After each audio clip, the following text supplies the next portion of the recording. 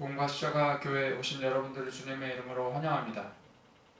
오늘 성경 본문은 시편 69편 29절에서 36절입니다.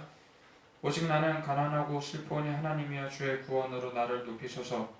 내가 노래로 하나님의 이름을 찬송하며 감사함으로 하나님을 위대하시다 하리니 이것이 속옷 뿔과 굽이 있는 황소를 드림보다 여호와를 더욱 기쁘시게 함이 될 것이라. 곤고한 자가 이를 보고 기뻐하나니 하나님을 찾는 너희들아 너희 마음을 소생하게 할지어다. 여호와는 궁핍한 자의 소리를 들으시며 자기로 말미암아 갇힌 자를 멸시하지 아니하시나니 천지가 그를 찬송할 것이요 바다와 고중의 모든 생물도 그리할지로다. 하나님이 시온을 구원하시고 유다 성읍들을 건설하시니 무리가 거기에 살며 소유를 삼으리로다. 그의 종들의 후손이 또한 이를 상속하고 그의 이름을 사랑하는 자가 그 중에 살리로다. 아멘. 시편 69편은 다윗의 시입니다. 이 시편은 어려운 환경에 빠진 곤경에 처한 고난과 역경을 겪고 있는 시편 기자가 하나님께 도움을 청하는 그런 시입니다. 이 시편은 우리의 삶이 얼마나 참 복잡하게 될 수가 있는지 보여줍니다.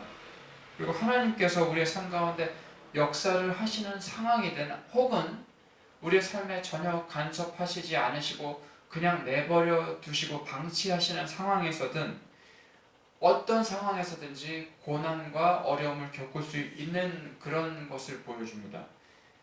그러니까 우리의 고통, 죄, 혹은 개인의 신앙 때문에 벌어질 수 있는 그런 원수들로부터의 위협 등을 시편 기자는 고백합니다. 그리고 그 나머지는 그냥 전형적인 기도문입니다.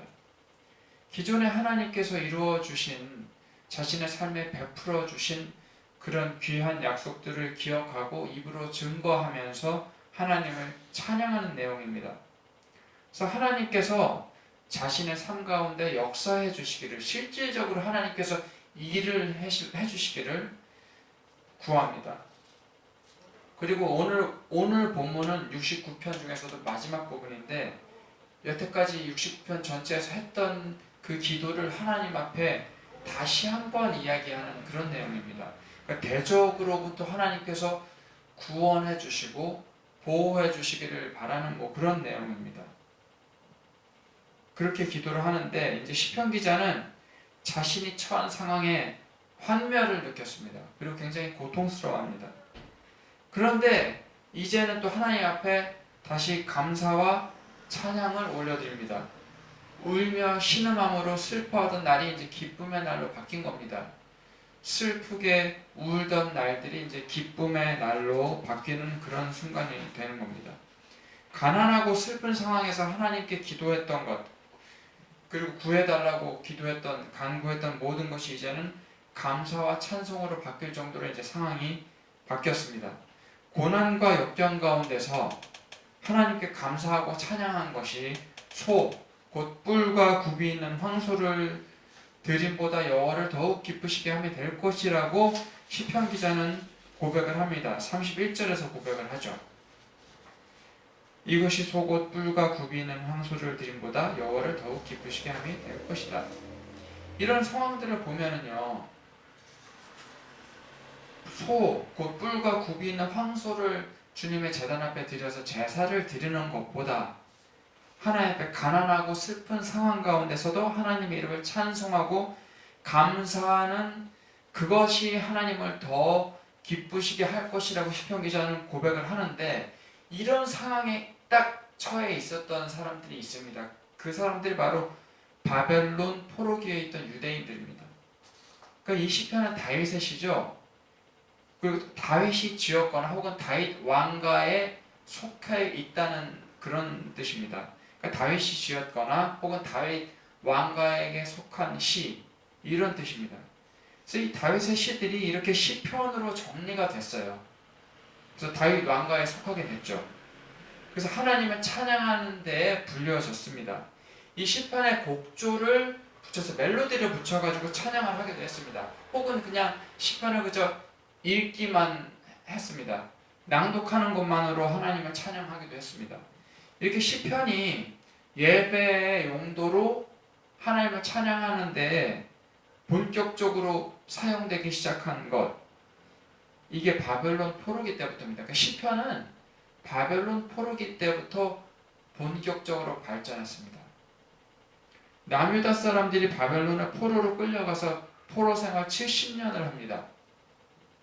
그 70년 동안 하나님을 어떻게 예배를 했을까요? 한번 생각을 해보면은 이 유다 사람들은 원래 포로로 끌려가기 전에 하나님의 성전이 있었죠. 예루살렘에 성전이 있습니다. 거기는 동물, 소나 양 등을 이제 제단 위에 올려요. 그래서 제사를 드립니다. 하나님 앞에 제물을 바치는 거예요. 죽이고 태우고 하나님 앞에 바칩니다. 제사장이 그 일을 하죠. 그래서 그런 제사를 드리고 하나님께 나아갔습니다. 하나님께 예배를 드린 거예요. 그런데 지금은 예루살렘에 있지 않아요. 바벨론 포로기에 있는 유대인들은 바벨론이라는 나라에 포로로 잡혀간 자들입니다. 자기들의 나라에 있던 하나님의 성전은 이미 파괴됐어요. 예루살렘에 있던 성전은 파괴됐어요. 그리고 자기네들이 예루살렘에 살고 있는 것도 아니에요. 다시 성전을 지을 수도 없어요. 성전이 없어요. 그리고 동물을 올려서 제사 드릴 제단도 없어요. 제단만 없는 게 아니에요. 동물도 없어요. 제사 드릴 동물이 어디 있어요? 소나 양이 제사 드릴 용도로 그들이 마련할 만큼 풍족하지가 않습니다. 포로 생활 중이에요. 가난해요. 동물도 없어요. 제사 드릴 동물도 없어요. 하나님의 백성이라는 이유로 또한 타국에서 포로 생활을 하면은 업신여김 당합니다. 바벨론 사람들이 하나님을 믿습니까? 자기네들 신 믿지? 자기네들의 그 수많은 신들을 믿습니다. 하나님, 그 이름 없는, 자기네들 보기에는 이름 없는 하나님이라는, 여호와 하나님이라는 존재를, 이스라엘 하나님을 그들은 믿지 않잖아요. 바벨론 사람들은. 그래서 이민 생활하고는 철저히 다른 거죠. 이민 생활은 아니잖아요. 심지어 좋은 나라, 살기 좋은 나라, 뭐 그런데 저희가 이민 가잖아요. 이민을 가도 차별당하고 업신여김 당해요. 그런데 다른 나라에 잡혀가서 포로 생활하고 있는데 차별 안 받았겠습니까? 하나님의 백성이라는 이유로, 신앙을 가졌다는 이유로, 여호와 하나님의 백성이라는 이유로 차별을 받았던 것은 당연합니다. 다니엘과 세 친구를 보아도 신앙 때문에 바벨론 사람들에게 차별당하지 않았습니까? 성전도 없습니다. 제단도 없습니다. 제사 못 드립니다. 하나님께 나아갈 방법이 없습니다. 제사 드릴 동물도 없이 가난합니다. 포로기 때는 하나님께 제사를 드릴 수가 없었어요. 그래서 하나님께 제사를 드림으로 하나님께 나아갔던 백성들이 제사를 못 드리면 하나님께 어떻게 나아갑니까? 그래서 시편이 포로기 때 발전한 겁니다. 포로기 때 유대인들은 서로 모였어요. 유대인들이 서로 모인 것을 모임, 그러니까 회당이라고 하거든요. 모일 회자예요. 그래서 유대인들이 서로 모인 그 자체가 회당이에요. 회당은 건물을 뜻하지 않습니다. 이제 서로 모여서 모일 수 있는 건물을 지어서 그것을 회당이라고 말하기도 하는데, 실질적인 회당의 의미는 유대인들이 모인 그 자체입니다. 모임. 그래서 포로기 때 유대인들은 서로 모여서 시편을 낭독하거나 시편에 멜로디를 붙여서 찬송을 지어서 하나님을 찬양했습니다. 그리고 하나님을 예배했습니다. 그리고 하나님의 말씀을 서로 나누었습니다. 이제 이들은 뿔과 굽이 있는 황소를 드리지 못해요. 가난하고 슬픈 환경 가운데서 하나님께 감사드리고 찬송을 드립니다. 이 뿔과 굽이 있는 황소를 하나님께 드린다는 이것은 거룩하게 구별된 좋은 제물을 하나님께 드린다는 의미입니다. 그러니까 뿔은 어린 소에게는 나지 않아요. 조금 더 자라서 좀 소가 커서 값이 나가는 소가 뿔도 있습니다. 그래서 값이 나가는 제물을 드린다는 거예요. 그리고 굽이 있다는 것은 하나님께 제사로 드리기에 적합한 요건을 갖추었다는 겁니다. 그래서 하나님께 이렇게 여유와 형편이 되어서 아주 귀한 제사를, 뿔과 굽이 있는 황소를 드리지는 못해요. 가난하기 때문에, 포로 생활하기 때문에. 하지만 그런 아주 귀한 제사를 하나님께 드리는 것보다 이 고난과 가난과 역경 가운데서도 하나님께 감사와 찬송을 드리는 것이 하나님을 더 모든 재물보다 기쁘시게 할 것이라고 시편 기자는 말을 하고 있는 것입니다. 포로기 때 유대인들이 자기 자신들이 제사를 못 드려요. 지금의 고난과 아픈 환경 가운데서 하나님께 감사 찬송을 드리는 게 제사보다 더 하나님께서 기쁘시게 받으실 것이라고 고백하는 이 모습입니다. 이 시편, 이 모습이 떠올려지게 하는 이 시편 본문입니다. 이 시편, 오늘의 그 시편 본문을 읽으면서 이곳에 멜로디를 붙여서 하나님을 찬송하였겠죠. 저희가 가난하여서 포로 생활하고 있습니다. 신앙의 차별도 받습니다. 재물을 드릴 수가 없어서, 제단도 없고 성전도 없어서 하나님께 뿔과 굽이는 황소를 바쳐드리지는 못합니다. 하지만 저희가 지금 가난하고 아프고 힘든 환경 가운데서도 주님의 이름으로 인하여서 감사와 찬송을 올려드립니다. 주님께서 저희가 드리지 못하는 뿔과 굽이는 황소보다 저희의 이 찬송을 더 기쁘게 받으실 줄로 믿습니다. 이러한 고백으로 바벨론 포로기에 그 유대인들은 하나님께 예배 드렸을 것이라고 상상해 봅니다. 하나님께서 가난한 자의 소리를 들으시고 하나님 때문에 갇힌 자 된 그런 자들의 소리들을, 기도들을 멸시하지 않는다고 시편 기자는 고백합니다. 그러니까 자신과 같은 갇힌 자 된 자들을 멸시하시지 않을 것이라고 이제 고백을 합니다. 하늘과 땅, 바다, 그리고 그곳에 거하는 온 만물이 하나님을 찬송할 것이라고 고백합니다. 그리고 이제 찬송하는 이유는 시편 기자 개인의 어려움을 위해서 하나님께서 그 어려움으로부터 구원해 주셨기 때문에 그것만이 아닙니다. 시편 기자는 시온을 구원하시고 유다 성읍들을 회복하시는 하나님으로 인해 찬양합니다. 자기 자신의 어려움으로부터 하나님께서 개인적인 구원, 나만 하나님께서 구원해 주셨다, 이 기쁨으로 하나님께 감사 찬송을 드리는 게 아닙니다. 오늘 시편 기자는 그것도 있지만 마지막은 시온을 구원하시고 유다 성읍들을 회복하시는 하나님으로 인하여 찬양하는 겁니다. 시온은 시온산이에요. 시온산이 예루살렘이 있습니다. 그러니까 시온이라는 말이 딱 쓰였을 때는 시편에서는 시온산을 말하기도 합니다. 하지만 상징하는 것은 여기서 시온산이 상징하는 바는 하나님의 임재 그 자체입니다. 그리고 예루살렘을 상징합니다. 예루살렘에 하나님의 영광이 가득하였습니다. 왜냐하면 그곳에 하나님의 성전이 있었기 때문입니다. 그리고 유대인들을 상징하기도 합니다. 시온은. 그래서 지금은 포로로 끌려가서 포로 생활을 우리가 하고 있지만 하나님께서 우리들을 다시 구원해 주실 것이고 하나님의 임재가 가득한 시온, 예루살렘으로 돌아가게 하실 것이다, 이렇게 고백하는 겁니다. 그리고 그곳에 시온에, 예루살렘에 무너진 유다의 성읍들을 다시 세우실 것이다, 이렇게 고백을 하는 겁니다. 하나님의 나라의 유다가 다시 세워질 겁니다. 하나님의 땅에 무너진 하나님의 나라와 하나님 나라의 백성들이 다시 세워질 것이다. 고토에, 예루살렘에 세워질 것이라는 그 약속을 믿고 시온에 하나님의 영광이 영원토록 거하실 것을 믿고 하나님을 찬양하는 겁니다. 이 시편은 근데 유대인들만 고백할 수 있는 것이 아닙니다. 물론 하나님의 나라는 이스라엘이 맞습니다. 원래 하나님의 나라는, 그리고 하나님의 백성은 이스라엘 사람들이었어요. 이스라엘이 하나님의 나라였어요. 하지만 지금은 신약시대입니다.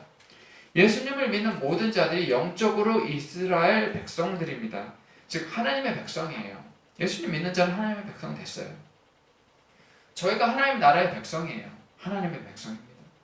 그래서 그리스도인이라는 이유, 우리가 예수님을 믿는다는 이유만으로 때로는 어려움을 겪을 때가 있습니다. 세상에서. 혹은 예수님 잘 믿어도 어려움을 당하긴 해요. 그런데 예수님을 잘 믿다가 예수님을 잠시 떠나도 어려움을 겪을 때가 있어요. 이거는 하나님께서 자신에게 돌아오라고 경고하시는 걸 수도 있어요. 어떤 때는 그러세요. 왜냐하면은 자 보십시오. 하나님께서는 하나님의 자녀가 잘못되어 가는 것을, 죽는 것을, 죽음의 길 가운데서 방황하는 것을 그냥 두고 보지 않으세요. 차라리 매 몇 대 맞고 조금 아프고 정신 차리고 하나님 앞에 돌아올 수 있다면 그걸로 감사한 거예요. 그게 훨씬 더 좋습니다. 그 편이. 잘못된 길로 그냥 가는 걸 하나님께서 그냥 방치해 두신다면 하나님의 자식이 아닌 거예요. 버려진 자식인 거예요. 그냥 두신다면 버려진 자식인 겁니다. 어찌되었든 하나님을 떠나도 이 세상에서는 고난을 받습니다. 하나님으로부터 오는 그런 고난과 어려움이 있어요. 그리고 신앙을 아무리 간직을 한다 해도 신앙인으로서 신앙인답게 살려고 해도 이 세상에서는 어려움을 겪을 수밖에 없습니다. 이 세상에는 어려움이 있어요. 하나님을 떠나도 어려움이 있고 하나님과 함께 해도 어려움이 있습니다. 하지만 하나님께서 어려움을 이길 힘을 주시죠. 그리고 하나님만이 위로가 되십니다. 상황은 변해지지 않아도 하나님께서 함께 하시는 그 자체만으로 저에게 마음의 위로가 되고 마음의 평안이 임할 때가 있습니다. 하나님 나라가 주는 그 평안은 이 세상에 어떠한 나라에서도 어떠한 강대국, 천국과 같은 미국 그런 나라에서도 줄 수 없는 평안이 있죠. 그것은 하나님 나라에서만 누릴 수 있는 겁니다. 그리고 그것이 이 땅에 하나님의 나라가 임했다는 증거죠. 하나님께서 여태까지 우리에게 베풀어 주신 역사를 기억하면 지금의 고난도 이겨내도록 해주신 하나님을 믿을 수가 있습니다. 저희도 시편 기자처럼 가난하고 궁핍할 때 있어요. 원수들이 막 저의 주변에 설칠 때 있어요. 하지만 여태까지 저희를 구원해 주신, 저희 그 어려움과 역경을 이겨내게 해 주신 하나님의 역사하심을 기억하면 저희가 지금도 이겨낼 수가 있는 거죠. 그리고 하나님께 오히려 감사와 찬송을 올려드릴 수가 있습니다. 어려움과 가난 가운데서도요. 원수가 힘들게 할 때 하나님께 감사 찬송을 드린 것은 바벨론 포로기의 유대인들만이 아니에요. 다윗만이 아닙니다. 다윗도 그러했죠. 다윗도 참 어렵게 살았습니다. 그렇죠? 그래서 그 수많은 그 시편들을 짓지 않았습니까? 근데 가장 대표적인 인물이 한 명 있어요. 한 분이 계시죠. 저와 여러분이 다 아는 분입니다. 바로 예수님이십니다. 예수님은 하나님 아버지의 아들이십니다. 그 말은 예수님께서 하나님 그 자신이시다는 거거든요. 하나님 아버지, 그리고 하나님의 아들이신 예수님, 그리고 성령 하나님 모두 다 하나님이십니다. 삼위일체 하나님. 예수님도 하나님이세요. 완전한 인간이시고 완전한 하나님이십니다. 이게 참 미스터리한데요. 그런데 하나님이신 예수님께서 자신이 지은 창조물로부터 고난을 당하셨습니다. 자신이 직접 지었잖아요. 인간을 누가 지었습니까? 하나님이 지으셨잖아요. 근데 하나님이 예수님도 그 창조 과정에 함께 하셨죠. 인간을 지을 때 함께 하신 거죠. 삼위일체 하나님이 함께 지으셨으니까요, 인간을. 근데 자신이 만든, 자신이 창조해낸 인간에게 고난을 받으셨습니다. 자신이 지은, 자신이 그토록 사랑한 하나님의 백성들이 예수님의 원수가 되었습니다. 예수님께서 이 땅에 오셔서 얼마나 많은 고난을 받으셨습니까? 아기 예수로 오셔서는 태어나자마자 자신을 죽이려는 헤롯 대왕을 피해서 이집트로 도망가셔야 했습니다. 마리아와 요셉의 품에 안겨서요. 그리고 성인이 이제 되셔서는 자신이 그토록 사랑하셔서 구원하고자 하는 그 이스라엘 백성들에게 외면당하셨습니다. 그리고 십자가에 못 박혀 돌아가셨습니다.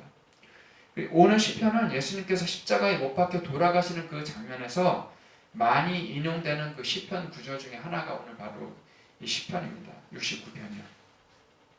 그래서 예수님께서 이 땅에 오심으로 하나님의 나라가 회복이 됩니다. 그리고 하나님의 백성들이 구원받아 새 생명을 얻었습니다. 고난받으신 예수님 덕분에 저희가 영원한 생명을 얻고 하나님의 백성이 되어 하나님 나라에서 영원토록 살게 됩니다. 이 은혜를 잊지 않고 하나님께 감사와 찬송을 드리는 저와 여러분이 되시기를 주님의 이름으로 축원합니다. 고난 가운데서 하나님께 감사와 찬송을 드림으로 주님을 기쁘시게 하는 저희가 되기를 소망합니다. 기도하겠습니다. 사랑과 은혜가 풍성하신 하나님, 이 땅에서 저희가 고난과 어려움이 있을 때 하나님을 향한 감사와 찬송을 잊지 않고 드릴 때 저희가 드릴 수 있는 어떤 예물과 이 세상의 어떤 물질보다도 물질을 많이 드리는 것보다도 하나님을 더 기쁘게 하여 드릴 줄로 믿습니다. 저의 감사 찬송을 기뻐 받으시길 소망합니다. 어떤 상황 가운데서도 주님을 찬송하며 감사하기만 합니다. 예수님의 이름을 기도합니다. 아멘.